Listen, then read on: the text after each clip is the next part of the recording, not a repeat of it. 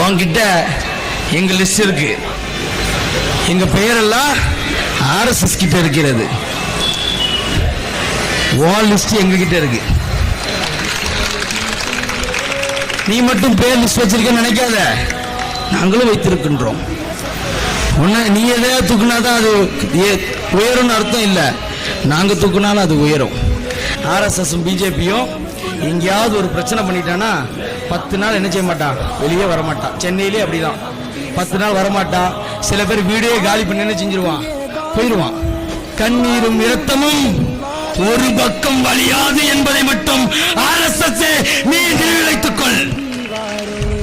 நீ எந்த கோட்டைக்கு போனாலும் சரி, எந்த வீடுகளுக்கு சென்றாலும் சரி, உன் அலுவலகத்தினுடைய இரும்பு கோட்டைக்குள் நீ ஒளிந்து கொண்டாலும் சரி, அல்லது அதிகார வர்க்கத்தின் கோட்டைகளுக்குள்ள நீ ஒளிந்து கொண்டாலும் சரி, அதை இடித்து தகர்த்து